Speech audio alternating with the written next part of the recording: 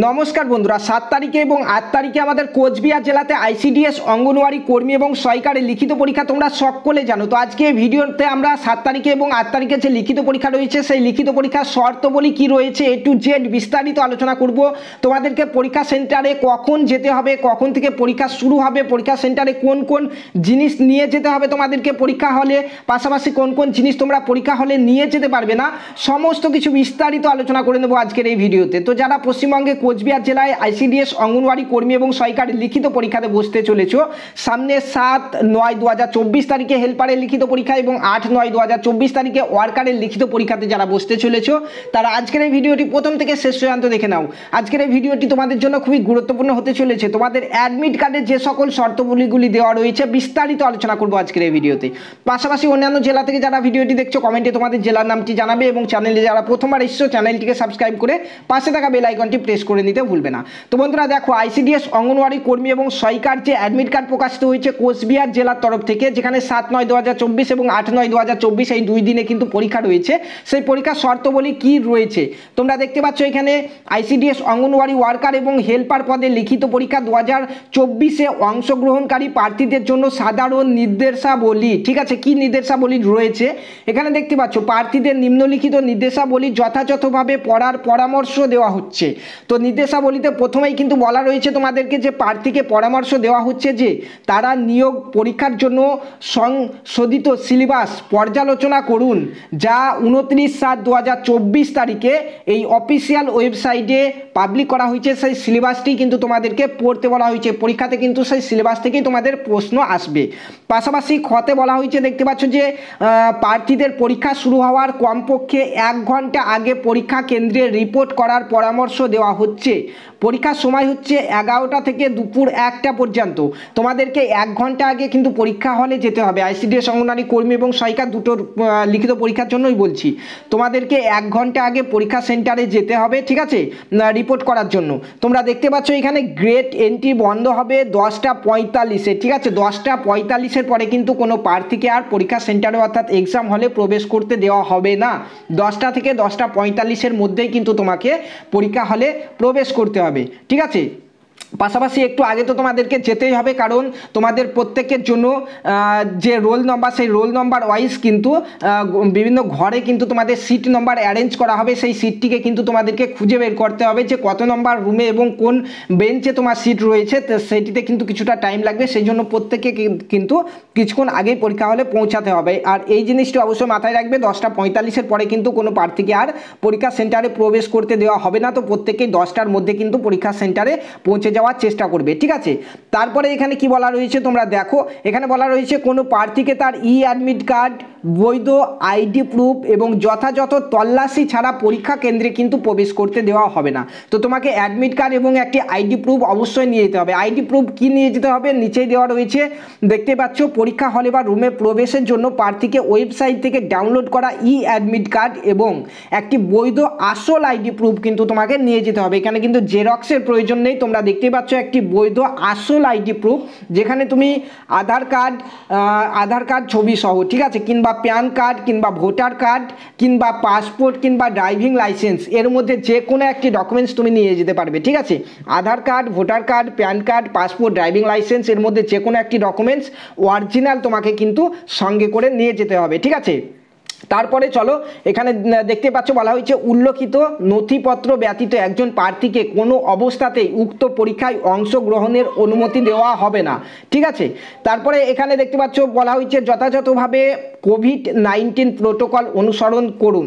এখানে তারপরে বলা হয়েছে যদি একজন ভিন্নভাবে সক্ষম প্রার্থীর জন্য একজন লেখকের প্রয়োজন হয় তবে অবশ্যই যথাযথ কর্তৃপক্ষের কাছ থেকে প্রয়োজনীয় শংসাপত্র এবং লেখক সম্পর্কিত নথি সঙ্গে আনতে হবে, ঠিক আছে, সেটি বলা রয়েছে। এবং পরীক্ষার জন্য তারা কিন্তু 40 মিনিট এক্সট্রা পেয়ে যাবে। এছাড়া আর কি বলা রয়েছে তোমরা দেখে নাও, বলা হয়েছে পরীক্ষা কেন্দ্রে প্রবেশদ্বারে প্রার্থীদের বহন করা নিষিদ্ধ জিনিসপত্র নিরাপদ হেফাজতের জন্য কর্তৃপক্ষ দায়ী থাকবে না।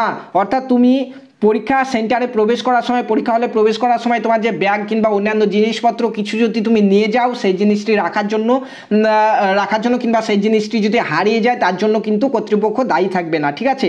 তারপরে এখানে দেখতে পাচ্ছ বলা হয়েছে প্রত্যেক প্রার্থীকে তার নিজের কালো এবং নীল বল পেন কলম এবং আবেদনের সময় আপলোড করা অতিরিক্ত ছবি নিয়ে পরীক্ষা কেন্দ্রে যেতে হবে, ঠিক আছে। তো এখানে কালো এবং নীল কালারে তোমাকে কিন্তু পেন নিয়ে যেতে হবে। তার সঙ্গে বলা হয়েছে তুমি ফর্ম ফিল আপ করার সময় যে ছবিটি আপলোড করেছিলে সেই ছবিটিকে কিন্তু সঙ্গে করে তোমাকে নিয়ে যেতে হবে, ঠিক আছে, ফর্ম ফিল আপ করার সময় যে ছবিটি তুমি দিয়েছিলে। তারপরে এখানে বলা রয়েছে, তোমরা দেখতেই পাচ্ছ এখানে যে প্রত্যেক প্রার্থীকে তার রোল নম্বর সহ, এখানে বলা রয়েছে প্রত্যেক প্রার্থীকে তার রোল নম্বর সহ একটি আসন বরাদ্দ করা হয়েছে। প্রার্থীদের শুধুমাত্র তাদের নির্ধারিত আসন খুঁজে বের করতে হবে এবং সেখানেই বসতে হবে।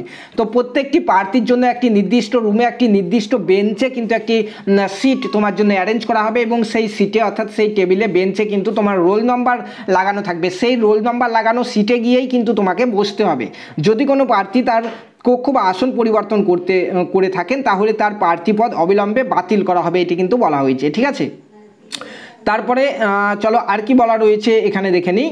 তো তার আগে তোমাদেরকে বলতে চাই তোমার রুম নাম্বার এবং তোমার রোল নাম্বার কিভাবে খুঁজবে। তুমি চলে যাবে এক্সাম সেন্টারে, কিন্তু প্রথমেই তোমাকে দেখতে পাবে একটি লিস্ট বাইরে টাঙানো থাকবে যে কত নম্বর রুমে কোন কোন রোল নম্বরের প্রার্থীদের সিট রয়েছে, ঠিক আছে। কোন কোন মনে করো 1 থেকে 100 পর্যন্ত যাদের রোল নম্বর তাদের রুম নম্বর মনে করো 5-এ সিট রয়েছে। তো তোমাকে দেখে নেবে তুমি তোমার রোল নম্বর কোন রুম নম্বরের মধ্যে রয়েছে সেই লিস্টের মধ্যে থেকে, চার্টের মধ্যে থেকে প্রথমে দেখে নেবে এবং সেই রুম নম্বরে গিয়ে তুমি তোমার রোল নম্বরটি খুঁজে সেই আসনে কিন্তু বসে পড়বে, ঠিক আছে।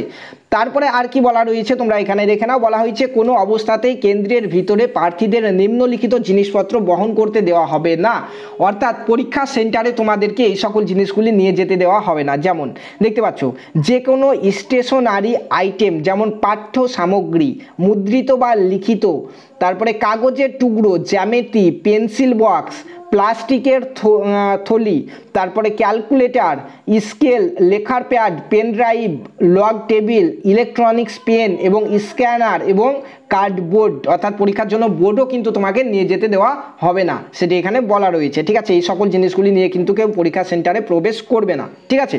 যদি দেখতে পাই স্যাররা তাহলে কিন্তু প্রবলেমে পড়ে যাবে। তারপরে 2 নম্বরে বলা রয়েছে যে কোনো যোগাযোগের যন্ত্র যেমন mobile phone, Bluetooth, earphone, microphone, pager, health brand ইত্যাদি জিনিস নিয়েও কিন্তু তুমি পরীক্ষা সেন্টারে প্রবেশ করতে পারবে না, ঠিক আছে। তারপরে বলা রয়েছে অন্য কোনো নিষিদ্ধ বস্তু সঙ্গে থাকা যা অন্যায় উপায়ে পরীক্ষা হলে ভেতরে বা বাইরে অন্যদের সাথে যোগাযোগের জন্য ব্যবহার করা যেতে পারে সেরকম কোনো জিনিস নিয়েও তুমি কিন্তু পরীক্ষা সেন্টারে যেতে পারবে না, ঠিক আছে। তারপরে বলা রয়েছে কোনো খাদ্য সামগ্রী বা পানীয় যেমন চা, কফি, কোল্ড ড্রিঙ্কস পরীক্ষা কক্ষের ভেতরে নেওয়া বা পরীক্ষার সময় খাওয়ার অনুমতি নেই, ঠিক আছে। তারপর দেখে নাও পরীক্ষা সম্পূর্ণ শেষ না হওয়া পর্যন্ত সংশ্লিষ্ট প্রার্থীকে তার আসন বা পরীক্ষা কক্ষ ছেড়ে বাইরে হতে দেওয়া হবে না, অর্থাৎ পরীক্ষা যতক্ষণ চলবে ততক্ষণ কিন্তু তুমি সেখান থেকে পালিয়ে আসতে পারবে না। পরীক্ষা পুরো শেষ হবে, তারপরে তোমার কাছ থেকে ডকুমেন্টসগুলি সেটা বুঝে নেবে, তারপরেই কিন্তু তুমি ঘর থেকে বেরোতে পারবে। পরীক্ষার পরে অর্থাৎ শেষে তোমার কাছ থেকে কোন কোন জিনিসগুলি স্যাররা নেবে দেখে নাও। পরীক্ষা শেষে প্রার্থীদের নিম্নলিখিত ডকুমেন্টসগুলি পরিদর্শকের কাছে জমা করার নির্দেশ দেওয়া হলো। দেখতে পাচ্ছ প্রশ্ন সহ উত্তরপত্র, অর্থাৎ তোমার প্রশ্নপত্র এবং উত্তরপত্র দুটিই কিন্তু স্যাররা জমা নিয়ে নেবে। তোমাকে পরীক্ষা সেন্টারের বাইরে কিন্তু প্রশ্ন এবং উত্তর আনতে দেওয়া হবে না, এই দুটিকেই কিন্তু তোমাকে জমা করতে হবে। প্রত্যেকেই কিন্তু প্রশ্ন সহ উত্তরপত্র জমা করে আসবে। তার সঙ্গে এখানে অ্যাডমিট কার্ডের অফিস কপি যথাযথভাবে স্বাক্ষরিত জিনিসটি কিন্তু তোমাকে জমা করতে হবে, ঠিক আছে। অফিস কপি যেটি রয়েছে অ্যাডমিট কার্ডে সেই অ্যাডমিট কার্ডের ওই অংশটুকু কিন্তু তোমাকে জমা করে আসতে হবে। তারপরে দেখতে পাচ্ছ পরিদর্শক নির্দেশ না দেওয়া পর্যন্ত কোনো প্রার্থী পরীক্ষা কক্ষ বা হল ত্যাগ করতে পারবে না, এই জিনিসগুলি কিন্তু বলা রয়েছে।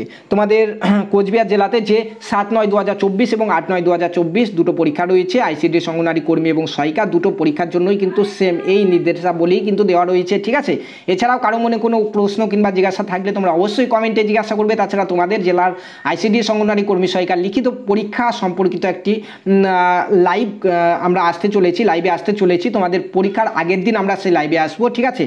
তোমাদের 7 তারিখে এবং 8 তারিখে পরীক্ষা রয়েছে। আমরা 6 তারিখে কিন্তু লাইভে আসবো, ঠিক আছে? 6 তারিখে লাইভে আসবো, সেই 6 তারিখে সকলে লাইভে এসো, সেখানে কারো কোনো কোশ্চেন থাকলে তোমরা জিজ্ঞাসা করতে পারবে, ঠিক আছে? তো ভিডিওটি প্রথম থেকে শেষ পর্যন্ত দেখার জন্য অসংখ্য ধন্যবাদ।